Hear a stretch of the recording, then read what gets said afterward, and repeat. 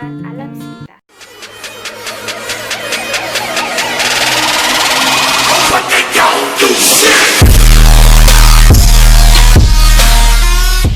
Pencemaran alam sekitar ialah perbuatan yang mencemarkan atau mengotorkan kebersihan sekeliling dengan sampah sarap dan bahan kimia yang membahayakan kesehatan manusia dan hidupan lain di dunia. Jenis-jenis pencemaran ialah pencemaran bunyi, pencemaran udara, pencemaran air, dan pencemaran tanah.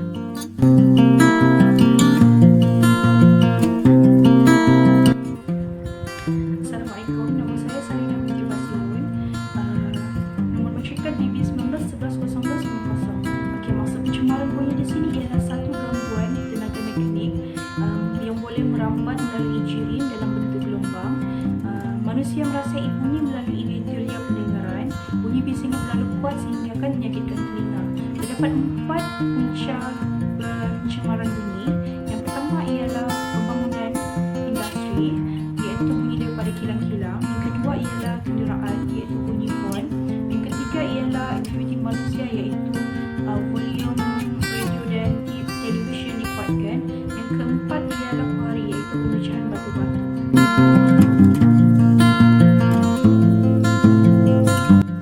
Kesan-kesan pencemaran bunyi. Yang pertama, mengganggu persekitaran, menyebabkan keadaan persekitaran yang sangat bising yang akan menjadikan kehidupan manusia serta hidupan lain terganggu. Yang kedua, masalah pendengaran manusia. Pencemaran bunyi menyebabkan kerosakan pada telinga secara serta-merta dan secara kronik.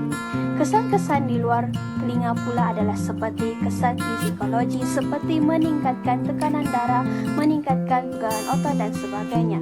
Seterusnya, kesan psikometrik seperti sakit kepala, pegangan mata tidak dapat dikawal dan gangguan percakapan. Seterusnya, langkah-langkah mengatasi pencemaran bunyi. Yang pertama, kilang-kilang mestilah jauh daripada kawasan perumahan. Yang kedua, meningkatkan pengetahuan dan kesedaran tentang pentingnya melindungi alam sekitar. Yang ketiga, peranan media massa dalam bentuk cara pemikiran pengguna mengenai isu pencemaran supaya manusia akan lebih berhati-hati. Apakah yang dimaksudkan dengan pencemaran air? Pencemaran air bermaksud kandungan, keadaan, dan warna air yang tidak sesuai dan beringsang terhadap manusia perintahkan. Pencemaran ini boleh berlaku sama ada dari segi biologi, fisik, dan kimia.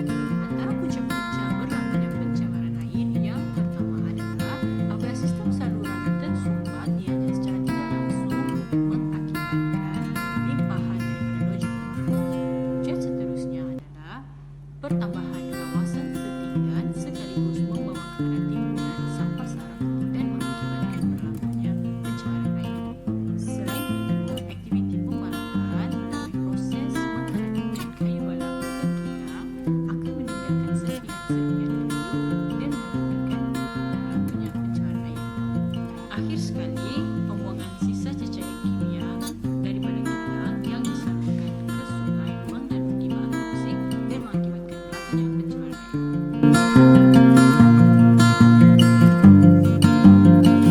Antara kesan pencemaran air ialah kesan terhadap kesehatan manusia yang dapat membawa penyakit.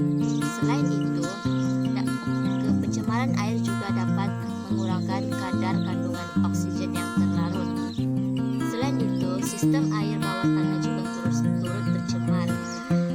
Pencemaran air juga menjelaskan keindahan alam, kemusnahan hidupan akuatik, serta banjir. Antara langkah-langkah pencemaran air ialah menggunakan air bawah tanah dengan bijak supaya tidak kekeringan kelak. Selain itu, mencari kaedah penyahgaraman air laut kepada air bersih pada kos yang lebih rendah. Mengamalkan kaedah gitar semula air. Akhir sekali, mengharamkan segala bentuk pembuangan bahan toksik yang boleh mencemarkan tempat takungan air.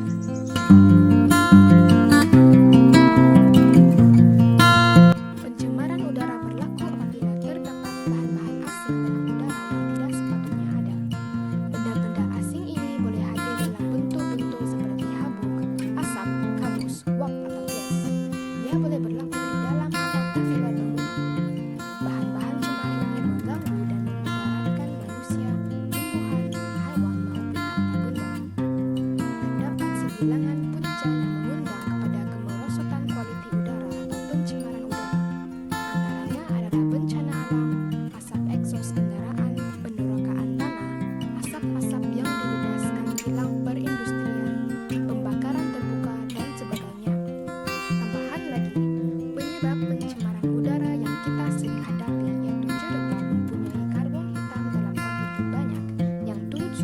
tentang pencemaran udara.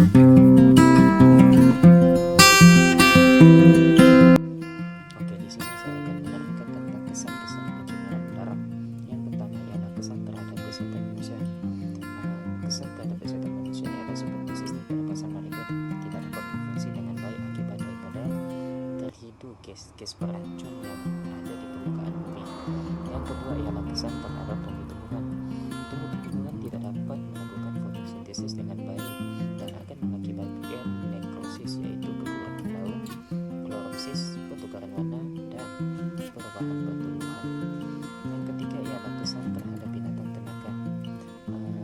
Kesan terhadap ternakan ini sama juga seperti manusia, yaitu sistem pernapasan mereka terganggu dan akan mengakibatkan binatang ternakan terancam dan boleh mengakibatkan kematian.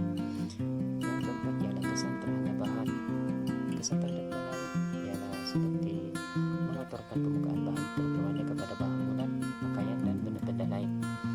Yang kelima ialah kesan terhadap lapisan ozon.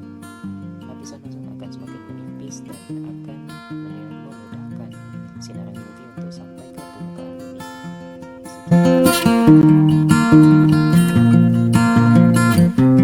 Saya akan membincangkan mengenai langkah-langkah pencemaran udara. Yang pertama yaitu dari segi perundangan, banyak undang-undang yang telah digubal untuk mengawal kualiti alam sekitar. Contohnya dengan Akta Kualiti Alam Sekitar 1974. Yang kedua ialah menggunakan pengasing elektrostatik. Dengan menggunakan pengasing elektrostatik dapat mengasingkan partikel di dalam udara. Yang ketiga adalah penggunaan wet scrubber. Penggunaan wet scrubber ini amat ketara digunakan dalam industri kecil dan industri besar. Alat ini digunakan berdasarkan prinsip di mana satu aliran gas dihubungkan dengan cecair supaya bahan pencemar larut di dalam cecair. Dan yang keempat adalah penampalan ozon di bahagian lapisan ozon yang berlubang dengan mengayunkan oksigen di atmosfera melalui penggunaan balon helium.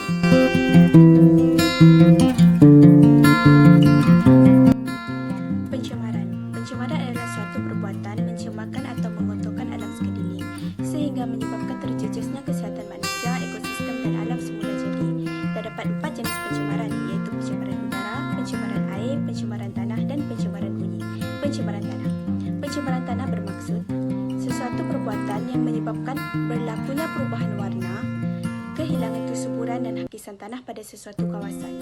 Ianya disebabkan oleh terlalu banyak bahan buangan seperti bahan buangan pempecah dan cecair pada sesuatu kawasan tersebut. Punca-punca pencemaran tanah adalah disebabkan oleh bahan buangan daripada kilang, pembuangan sampah di rata-rata tempat, penggunaan racun serangga secara berlebihan, dan yang terakhir sekali adalah industri pembalakan.